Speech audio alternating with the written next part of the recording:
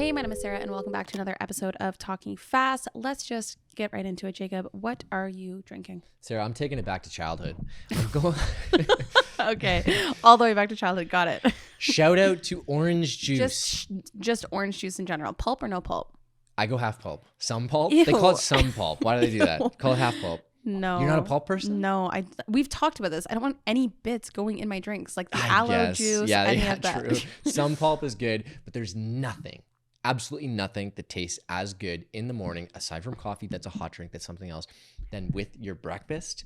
Then orange Slamming juice. a glass of OJ? Do you drink coffee and OJ at the same time? No, I'll do a little break. And then you'll brush your teeth and then you'll have a fresh palate, or what? Yeah, I'm bad at brushing my teeth in the morning. I'll brush my teeth in the late morning. I work from home. I don't need anything. I don't time need is to, like, time is relative. It doesn't really matter. Yeah. What about you? What are you drinking? Tequila. Just also pairs great with orange juice. I'm weird drinking orange juice in the morning. No, when I'm not drinking tequila in in the morning. Okay, just explain. in general. Okay, Where's so I go through drink eras, and I'm sure if you guys are people that go out, I don't know, like a vodka soda is always my signature. Recently, I've been moving to tequila sodas because your girl can't mix. I can't mix, or else it all goes downhill. I can mix like a shot of tequila here and there, and with like some vodka sodas. But now I've just learned, what's the point of that? Just stick to one type of liquor, Sarah, and you won't feel like ass the next day. And you have to go soda? I prefer soda. This is me. Listen. Are you water? No. This was going to be, I'm in my 30s, folks. When you are in your 30s, and you'll get there, you can't do shots anymore. They really hit. They really hit. You need to mix it in with a soda or something. But like, I mean, I can do both. So I always do soda. Like, the thing is, you go to the bar. You only have a few years left, Side note, unbelievable drink that I know people know exists, green tea shot. What is that? It sounds like it's a weird combo, but it's whiskey and like peach schnapps, but the mix of it makes it taste like green tea. Ooh, okay. And they're dangerous though, because you can just take the shot like it's nothing. I did say I'm coming into my tea era, so maybe maybe I found a way around it. That's the way around it. Anyways, I'm in my tequila era right now, where I'm ordering a lot of tequila at the bars. So if you have a tequila recommendation, please let me know. I want to eventually be the cool person that orders tequila on the rocks at a bar, if I can do that one day. Classy. Yeah, like the really smooth tequila, like George Clooney's. Casamigos. Yeah. Anyways, that's the goal. It's good. Sarah, what are we reading or watching this week? The Toronto Maple Leafs. Let's go. Second round. Huge. 19-year curse broken. I know. 2004. What were you doing in 2004? I was 8 years old. 14. I was 8. No, I would have been 13. I have no idea. Probably like picking up rocks and collecting them. I don't know. I wasn't cool. I was not a cool 13-year-old. Yeah. So I was with some friends watching it, and just like the electricity of this city. Very happy for Mr. Nolan Cattell, whose entire life and personality hinges on whether the Leafs win or lose. So that was great for all of us. I saw, what was it on TikTok of yours, that you said that the Leafs are Nolan's Taylor Swift. Yes, that's the best way to describe it. It's the only way I can describe like if Nolan could throw a Toronto Maple Leafs dance party for thousands of people, like that's what he would do. Like comparable. You know what I mean? What would the activities be? I don't know. Watching hockey, like watching it. They could like do the handshakes of different players. That's Toronto Maple Leafs. Go Leafs, go! Cannot believe we're seeing a second round. I'm so excited. Go Leafs, go! I am going to say, listen, my marathon's almost done. I can stop talking about it. You know how annoying people are when they just talk about it nonstop? That's me right now. It's this week, though. It's coming out. I watched, and it's this creator. A lot of people were calling him like the British Casey Neistat. I kind of see the appeal a little bit. So I was watching his YouTube video. His name is Ali Gallop, I think it is. And he put out a giddy up? Like gallop? Yeah, he's galloping around. Pretty close. He put out a YouTube video called Marathons Aren't About Running. And I fully listen, I'll watch Marley and Me and like get teared up, but otherwise it's tough for me to cry during a piece of content. I teared up during this. Really? Yeah, it was just like all Were you about, reflecting on your like own first marathon and stuff? Well, okay, it's about running, but it's a video about running at the London Marathon, but it's not about running really at all. It's about like the human connection and the different stories that are being told and play out over the course of marathon training and whatnot. And it's no different than like the Toronto Maple Leafs, where like people are so invested in something because there's this crazy history behind it.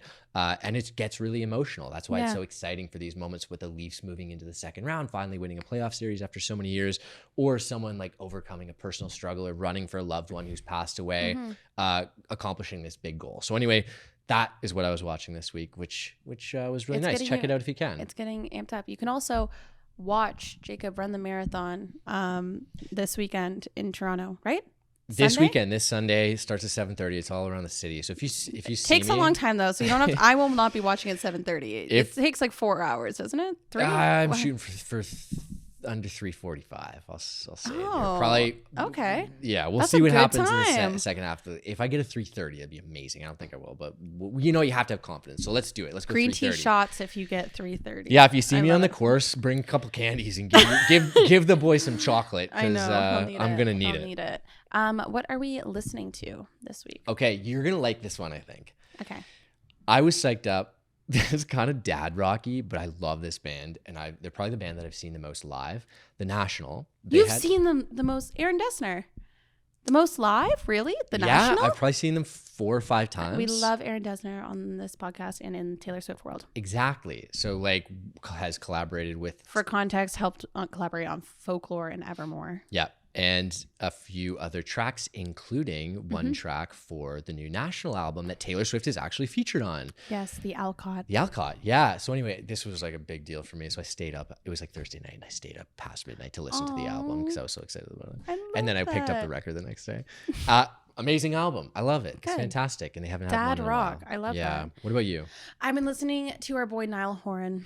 And by the time this airs, I will have just seen him in a private show with Universal Music. Shout out, Ali. Shout out. And his new single that just came out, Meltdown? Yeah, Meltdown. So I'm going to get to see Niall Horan. And last time I saw him, other than in concert, was 11 or 12 years ago when I was 15 years old, and I met him at a Much Music thing, which leads us into our next guest, who was also a Much Music host. So it all is just feeling very full circle right now.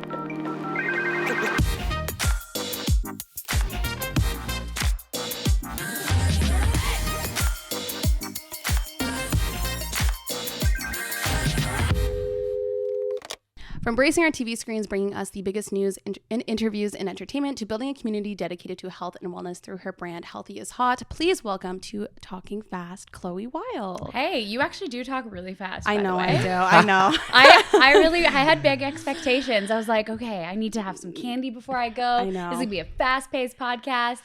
You talk very, very fast. I've been told my entire life. Someone the other day goes, I've always listened to the podcast on 1.25 speed though. And I was shocked. I was shocked by that. I was like, oh, okay, maybe I gotta pick up my speed. Yeah, no, slow positive down. Like 1.25. People do say you need a sugar high to kind of come into here. Okay, 100%. No, I just had, there's a convenience store across the street from where you guys record, and I went and they had, I love a good convenience store snack attack moment. Yes. And they had all kinds of candy in those like tiny little bags. Yeah. And I was like, what do I get? And I was gravitated towards the Blue Feet. Oh, sour Blue Feet. Yes. I was torn. There was like the watermelon classic, the peaches, but then I was looking at these feet and I was like, I think I need some artificial blue feet candy in my life. Some blue dye in my veins. And I am feeling good, guys. Okay, I'm feeling fired up and excited to be here. Good. We love That's the energy we like to hear. So what's crazy for me is that 10 years ago when you won VJ Surge, I was like going to those, I don't know, the competitions, the weekly episodes, whatever it was, because I was a little Much Music fiend who would just go every single week and beg my parents to drive me to Toronto to go. So it's really cool to have you here just because, like, I don't know, it's wild that I was a teenager and being a VJ was my dream. So how did that like kick off your career now? We were just talking about how you're still here 10 years later in Toronto talking to the biggest artists and celebrities in the world. Well, first of all, I'm so glad that you were one of those cute teeny boppers that would go, because that was such a wild experience for me. Mm-hmm. I come from a very small town, had zero aspirations to be on television. Oh, really? So this was never part of my plan. Like, I was that kid that carried around like a bucket of tadpoles and brought them to school. Like, I was the weird kid. I was the kid that liked to play with mud and climb trees. I was not the one taking center stage and like performing in front of everyone. I was obsessed with like animals and people, and the older I got more obsessed with science and healthcare. And I was like, I'm going to become a doctor. I'm going to change the world and make it a better place. And I'm going to become a doctor. And so everything I did from that point on, when I was quite young, when I made this big proclamation for my life, was to become a doctor. So I studied in sciences. When everyone went and partied in Europe. In high school, I went and volunteered abroad in Ecuador for a month. In CEGEP, I studied science. I went to McGill in Montreal, and I did a BSc in neuroscience and psychology. I was really gung-ho on being a big nerd, and I absolutely loved it. So then how do you end up applying for the last VJ search? Like Chloe was literally the last VJ. Yeah. Life, sometimes you can have a plan, and then life is like, fuck you. We're going to go in a different direction today. Full pivot 360. So I did that first degree. I wrote my MCATs, as you do. It's a big entrance exam to get into medical school. I was fortunate enough to go to Stanford to basically shadow a bunch of medical students and watch an open heart surgery. Shout out to my friend Ashley Lowe. Her parents helped fund that trip for me. And it was during that trip where I had a moment of realization where I was like, whew, I have wanted this for so long. And now that I'm getting really close to it and I'm seeing people do it, I think I may have romanticized it a little bit. And I started to feel like a really big disconnect between what I thought I was going to be doing every day and what I was like visually experiencing and viscerally experiencing by witnessing what physicians and doctors do every single day. For sure. I was like, oh, okay, maybe this is actually not what I want to do. But I didn't know what to do. So I was like, I guess I'll go into nursing. I'm going to go right away into another degree. I'm going to postpone my medical school applications, go into nursing, and then I'll become a nurse practitioner. That was then the new goal. I'm going to become a nurse practitioner, open up my own clinic. I'll move into the big old province of Ontario where you can do that. And that's how I'm going to help people and change the world. So I'm in my nursing degree. And at this point, I am 5 years into university, 1.5 degrees under my belt. At some point, I was on the cycling team. I was partying a lot because EDM was everywhere at the time. I had multiple part-time jobs to pay my way through school. Like I was doing a lot and I got very burnt out. And that burnout absolutely debilitated me to the utmost degree. And I ended up having to go on a sabbatical at school. Mental health was not really a thing that was talked about that much 10 years ago, not the way that it is now. Back then, there was a lot of like stigma and shame, and it was just something you kind of dealt with behind closed doors. I didn't even have the language to know what I was struggling with at the time. I just knew that all of a sudden I couldn't do anything. Like I was just completely like catatonic. Things were just very, very hard. And from the outside looking in, I had a lot going on. Like I was at the top of my class. I had a great circle of friends. I had a great partner. I was working all these jobs. Things kind of looked awesome, but inside I was like really, really not okay. So thankfully McGill pulled me aside and their team was like, yeah, maybe why don't you take a year off? Why don't you focus on getting better? And then you can come back, your GPA won't be affected and you can continue crushing this nursing program. And I was like, all right, like sure, that sounds good. And so this is January of 2013 and I'm officially on a sabbatical. I'm living in Montreal. All my friends are in med school or in nursing school. Like they're doing their thing. And I'm sitting there and I'm like, well, this is fun. Like, what am I supposed to do? Like, you've told me I need to get better, but you haven't given me any tools on like what that's supposed to look like. And so I'll never forget this day. I was wearing a bright pink onesie with white polka dots and a big cupcake on, I don't know, it was ridiculous. It was like something you would see like a newborn baby wearing. Very 2013 though. And I had like, I was watching TV, yay cable, and I had the remote and I was just kind of haphazardly flipping through the channels, feeling really sorry for myself, feeling really sad, feeling really confused and crying.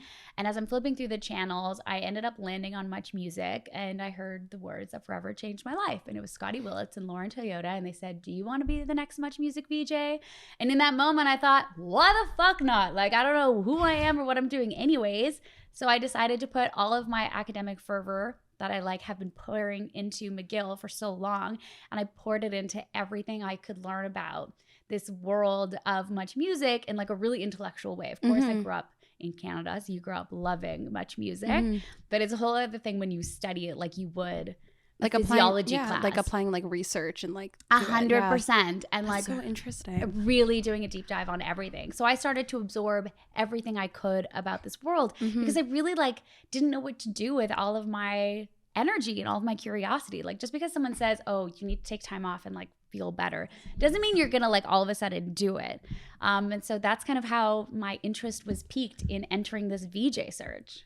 So did you have any knowledge or experience in that side of things or in in media? Like hosting, like being beforehand? On camera? Very good question. And the universe or like whatever it is that you believe in, it's so weird when you look back at the opportunities that come your way. And at the time you're like, this is a whatever thing. Like yeah, so it's just wild. So I did actually have a little bit of experience, and if you really want to have fun friends, just go online and look up Chloe Wilde Ask Men on YouTube, and you will see how bad I was. Ask Men? Ask Men. So essentially, I used to, I tried to be like, what would they call them back in the day? Like you would get hired by beer brands and you would like go like to like a street team ambassadors. yeah, but like those not like people? street team is like way more PG. Like we were like going into bars and like we would not be bottle girls, but you would basically be like brand ambassadors in bars. Yeah. And so someone in my life randomly was like, hey, like I think you'd be really good at this. And I was always looking to make money to help pay for my rent and for school. And I was like, okay, whatever. But I would refuse to be a bottle girl because I hate heels. Don't like wearing tight dresses. It just like wasn't for me. And the guy that sold me on this was like, you can wear your Converse and like you can wear comfy clothes and you're just like handing out beer and being like a Molson girl. And I was like, oh, okay, I think I might do that. I hated it. It was not for me. Yeah, I didn't have the tolerance for it. But this guy would randomly keep calling me and like, oh, I've got this random opportunity. Like, do you want to do this club night? And I'm like, no, man. Like, I wish I could because the money's really good. But like, I can't. I will punch someone in the face. Like, I just don't have the tolerance for like behavior that happens in clubs. And then he randomly called me and I was like, oh, like, okay, what? Like, what random gig do you have for me now? But I actually really needed the money. So I was willing to be like a Molson girl or whatever if it needed to come to that. And he's like, okay, cool. So there's this website and they're looking for videos and it's called Ask Men and you'd be on camera, but it's like pretty chill. And I was like, yo, are you asking me to do like soft porn? Like I was like, Ask Men on video? Like I'm very confused. But it ended up being a really cool random opportunity that came out of nowhere where we would shoot these videos for their website called Ask Men, and they were called The Daily Brief, and we would just kind of recap cool stories happening in the world that we're targeting at their male audience. So like tech stories or sports stories. I had no idea what I was talking about, and I was very bad. Like I'm telling you, very bad. But I did that for a little bit before the VJ search. Yeah, okay. And so have you always been someone who is open to taking on a new challenge? And I'll frame the question a little bit like this because I've also heard you talk about this from the perspective of like health and wellness, that becoming a student of something and pouring all of your energy into that and learning something new that you probably aren't an expert at yet is a way to like work through and get a lot of energy out there. Is that something that you've always done your whole life? Yeah, like if you provide like an opportunity that's going to be really hard, I'm going to say yes. Yeah. I think I'm love too that. curious not to. Like I'm very curious, and if you pique my interest enough, I'm going to dive in. And if I decide to dive in, I'm going to give it like my very, very best. And that's what happened at the VJ search. But I got to tell you, like I was one of the eldest VJ hopefuls because everyone was like 18. Really? Yeah, I was like At the 24 time? when I got I hired. was 17. I was so pissed I Yeah. couldn't apply. Oh, So I was in grade 11. I was like, so close. One more year. yeah, Yeah, exactly. I was like 24. I was surrounded by like all these Oh, really that's amazing crazy. young individuals that went to broadcast school and they'd been practicing this their whole life. And really, they were just like, they had this deep sense of belief that they could become VJs. And I was like, I'm like going through stuff and I'm a science nerd, but like I'm here, so let's make the most of it. And it was the wildest, most exquisite experience of But my it's life. so cool to hear how some of those like skills like transferred, like the general just curiosity that you have, it applies to science and trying to, I guess, figure like a thesis or like any of that in research based. And then that also then can apply to talking to artists or like, because I mean, as like a producer, I understand that research is like the core of anything you do, any piece of content you create. If you're not good at researching, then it's like,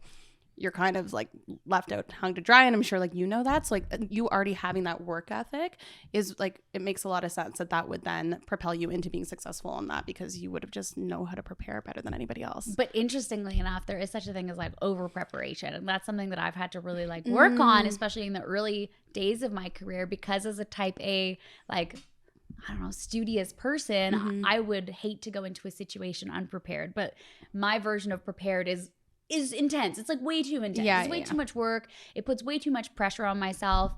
And when I was able to let that go and let curiosity also take, you know, like a really, really big place in the conversation, in addition to being prepared, that's really when the magic happened. Because I think it's one thing to be prepared and to go into conversation and be like, okay, cool, like I'd love to hit on these beats and these milestones. But if you don't leave room for the unknown and the unexpected, you miss out on so much magic. Like I watch interviewers all the time, like in the entertainment industry, especially like more stateside. And I'm like, you're not even listening. Like you're not even listening. And that's like at the core of any good conversation. sure, some people could talk a little bit more than others, but at the end of the day, like, you got to just listen. And that's when you see those ins. And I think that's where the magic happens in interviews. I hate when you're like listening to an interview or watching something, you're just like, ask the follow-up.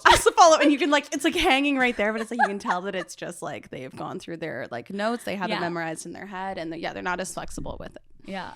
So you kind of talked about kind of letting go and being not less prepared, but I guess more open to seeing where a conversation goes. Is that a similar theme that is tied into the core of your brand, Healthy is Hot, as well? Learning to let go a little bit and maybe, retrain yourself in the perspective of wellness to take care of yourself and your mental and overall well-being? 100%. Like, when the VJ search came into my life was right when I kind of hit rock bottom, like with my physical health and my mental health. And so as I was on this trajectory going into media, like, I was technically still supposed to be taking care of myself. And that was when Healthy is Hot was born. It was actually at my lowest moment. And I was just on a quest to figure out how in the world I could feel better and to feel whole again, especially because I was feeling really broken while I was all of a sudden, like, in the public eye. And Much Music, you remember, like, it was like a thing. Like, it was a thing that people got really excited about. And people were like very intense about which was amazing. Like, it was so wild to be able to experience for even just a short little while. But at the same time, I recognized, thankfully, that I had to figure out how to take care of myself. And so Healthy is Hot 100% came from a place of curiosity. It also came from a place of accountability. I could have done my health journey on my own within my private life, but this was early days of Instagram, and I made that public declaration to myself way, way, way long ago, probably when I had like 40 followers. Like, it just wasn't about that I was going to strive for Healthy is Hot above all else. And that's kind of when it started to snowball, seeing other people respond to it. Grew into a blog, like everything grew into a blog back then. People started to get involved, and what I loved about Healthy is Hot, the blog, when it was in existence, was all of the writers were volunteers. Like, everyone came to be a part of Healthy is Hot because they felt they had a story to tell, or they felt they wanted to connect with someone and tell their story. A lot of people were professionals, of course, in the health and wellness industry, but I wanted a place online where people could come as they are and share their story with regards to what health meant to them, or what they were hoping for with regards to health, or what their struggles were with regards to health.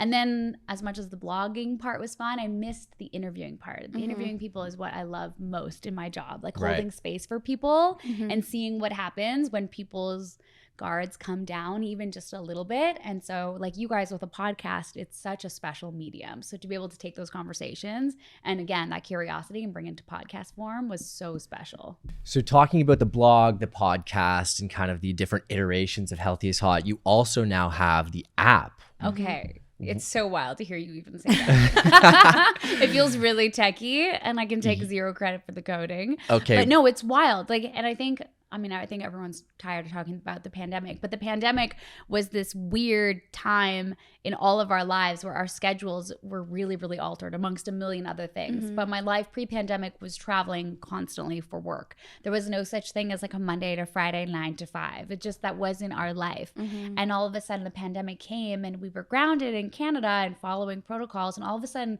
I really was given like the gift of time and weekends. Yeah. And I found myself very anxious, like a lot of people being like, what am I going to do? Like, what is happening outside? I need to put all my energy into something. And my heart and soul kept wanting to go back to health and wellness. And I was like, I want to do something where I can like use this energy that I have and maybe put some good out into the world. And I missed being a student. So then I became a health and a life coach over the pandemic because, again, I had a little bit of extra time. And I started to work one-on-one with people during the pandemic when everyone was going through such difficult times. And it was the best. Like, it was so incredibly rewarding and fulfilling working with people. Again, it's like holding space and allowing people to show up as they are, judgment free, hearing their goals for themselves with regards to health and wellness, and being a small instrument in helping them see that they are capable of everything that they want in life. And then we all went back to regular life, the new normal. I officially have no more time to be coaching people one-on-one or have the energy. And I'm so strict with like my boundaries now. I don't know if it's now that I'm in my mid-30s, but like, don't fuck with them and I don't fuck with them. But I had all of this like knowledge and education that I learned from like my McGill days, and now most recently with the health and life coach certification. And I missed being able to connect with people. So I just like funneled all of that into the app. And I wanted people to be able to have an app. We're on our phone phones all the time. So like, why not have an app that's within your phone that can help bolster the way that you live your life every day? And I also wanted like a really affordable entry point into the health and life coaching world. I think there's incredible benefits to working with a coach one-on-one. Definitely this is not replacing that. But for people that are a little bit curious, don't necessarily want to spend like thousands of dollars to commit to working with someone, I wanted there to be a place where people could go and explore like what it means to practice gratitude and mindfulness and body image and learning the basics about food and nutrition and movement, also providing challenges along the way. So it took a lot of energy and it was definitely a labor of love. But when people go on and start to experience the different modules and then they hit me up and they're like, yeah, like I have such a better understanding of that, I'm like, mission accomplished. Yay. I love that it's not just like one area too. It's like you're covering like everything from, I don't know, like you said, from mindfulness to healthy eating, everything as like a full. Well, I think, that's important. As a human. That's important too. And I think I even heard you talk about this on your podcast, is how like having a toolkit with many different ways to approach your wellness is important. And like when those are maybe not serving you anymore, trying to find new ones that can kind of fill in the gaps. So how important is that when it comes to both having a community? Because I imagine that there's a good group of people that can also lean on one another. But how important is it to kind of have, like Sarah was saying, a good toolkit of many different resources? Everyone needs a toolkit, and like that toolkit will expand and grow as you change. And some of those tools are coping mechanisms that might be a little bit outdated, but like they definitely served a purpose. But there's nothing wrong with expanding it. And I think the wider and more diverse your toolkit can be with regards to like taking care of yourself, the better. And sometimes the toolkit is, those things like, I don't know, some people I hate bubble baths, but everyone always talks about bubble baths and that's my thing. world. Like honestly, the idea of like sitting in water and then it gets lukewarm and like it's just but the key is because everyone's like, oh well, like how long are your baths? Like half an hour. I go, no, like I'm in the tub when it's scorching hot for like 6 minutes, then I get out. Like they're really short, but it's like that's all I do.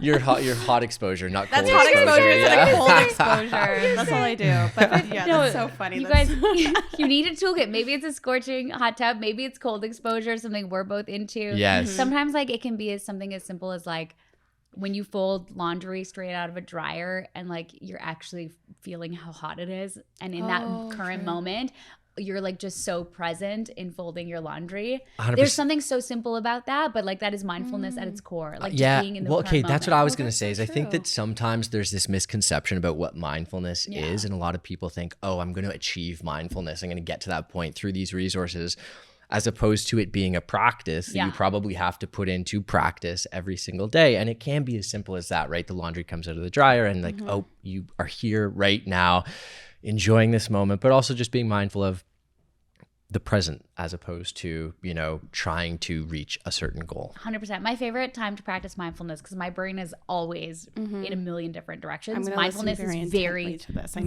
it's so hard. But like I love food. Like food is one of my favorite love languages. And so when I was eating the candy, like right before coming out here, eating candy on the go, not super healthy, I get it, but it's what I needed at the time and it hit the spot and I have absolutely no regrets. But I'd had one of those super busy days and I was like, I need to just like get present because I'm about to do a podcast. I want to show up and be the best version I can be and like have some fun with you guys. And so I was standing outside like eating the candy and I was like just thinking about what it tasted like the texture of the candy in my mouth. Like something as simple as like just connecting to the here and now. And it lasted maybe 7 seconds. But in that moment, I was able to kind of like just be with my delicious candy. And that's like perfect. Okay, I that just reminded me. I kind of did this last week. I had to go to the dentist, and I don't. That is the opposite of listen, healthy like mindfulness situation. For me. No. But it's the practice of it because that is exactly what I was trying to do as well. So it's good to put a name to that. Is that I didn't want to be at the dentist. I was feeling like I was going to have a panic attack just waiting for the dentist to come in the room. But one thing that I'll do is kind of focus on things that are in the room and just like, that.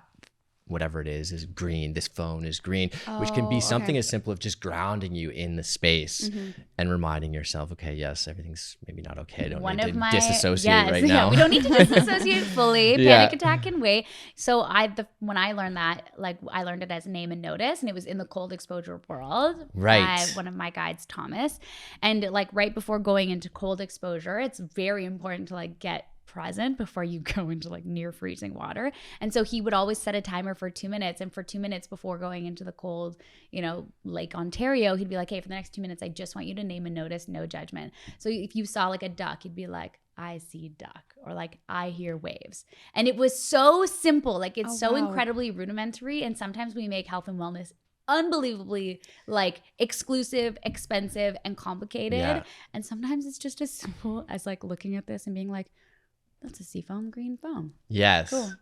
Oh, and just like being aware of your surroundings that way too, and focusing on things. Yeah, that's a good point. I think that's one of the things that's most interesting to me about your app too, is the fact that like you're trying to like break down those barriers of health and wellness being gate kept, I guess. It feels very intimidating. I think if people scroll through Instagram and they see like the clean girl aesthetic or like all those things, or TikTok, whatever it is, and at its core it's like people are trying to like be better and make changes to their lifestyle that will help with health and wellness, but sometimes I think it's sometimes done in such a trendy way that scares people off a little bit. I know with me it scares me off a little bit.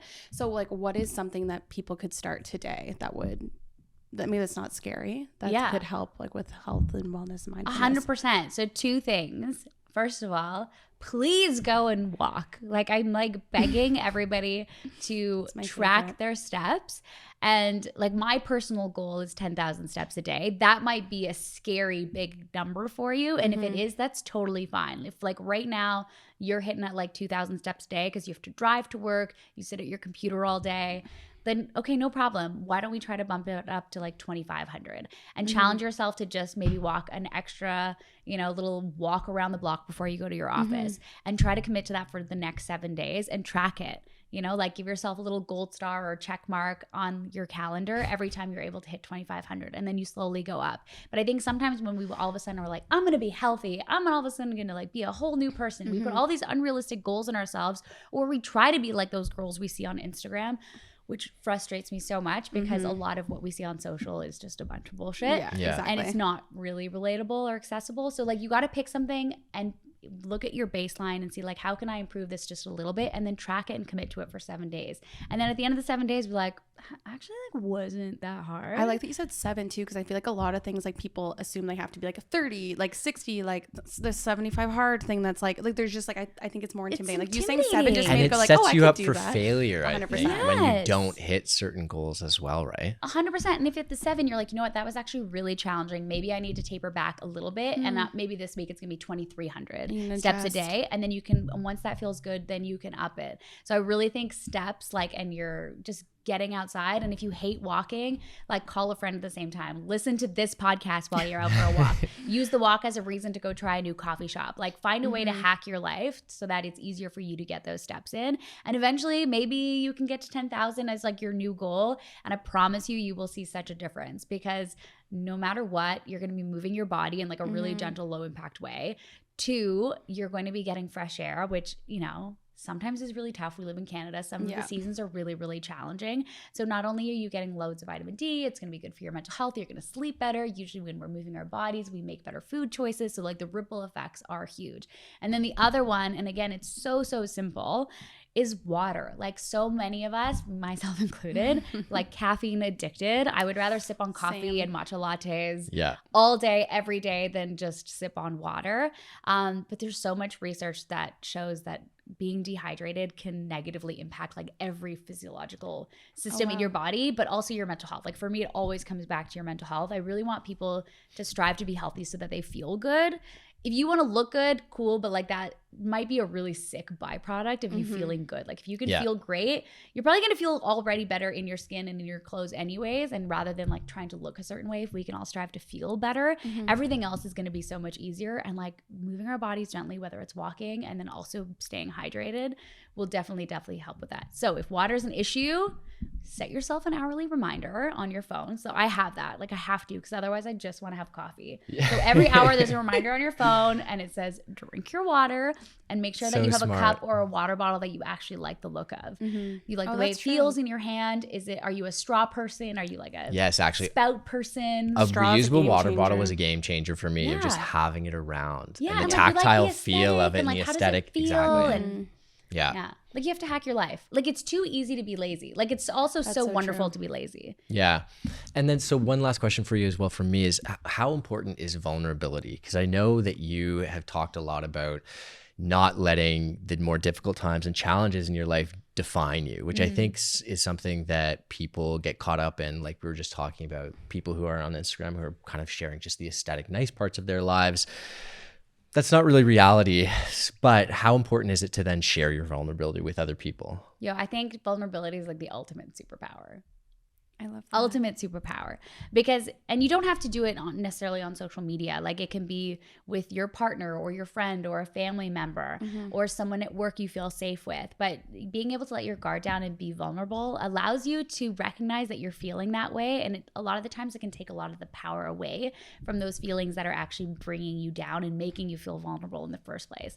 Like when you let them out, all of a sudden you're able to step back, take a bird's eye view, and maybe make a plan to like deal with it, process it, lean on someone. So I think vulnerability is like such a beautiful thing. And it can really bring people together, whether it's absolute strangers on social media, your community, your family, and also with yourself. And also being vulnerable, if none of those examples speak to you, like be vulnerable within your diary entry. And if you don't want anyone to read it, just like rip it up, throw it away, burn it. I don't care. Yeah. But letting all of that stay within you can sometimes cause so much harm that letting it out just, it just like takes away some of its power. And by being vulnerable, you're actually becoming more powerful yourself.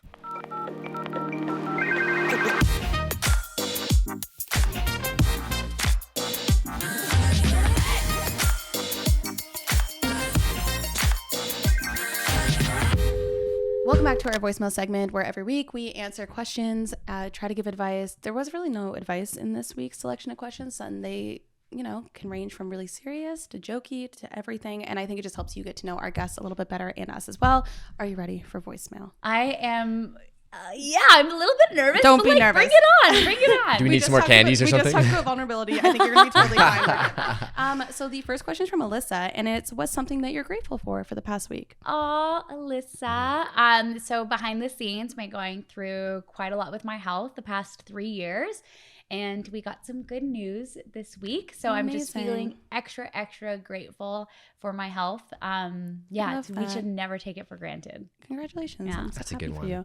How about you? What are you grateful for this week? Right now, I'm feeling grateful as my marathon's 6 days away. Ooh, 5 days away. 5 days? 5, 6? I don't know. Again, I'm going to go physical health on this one because my legs are feeling good. I feel good about the training block that I've just completed. And I feel good where my mental space is at. So I'm grateful for all that right now.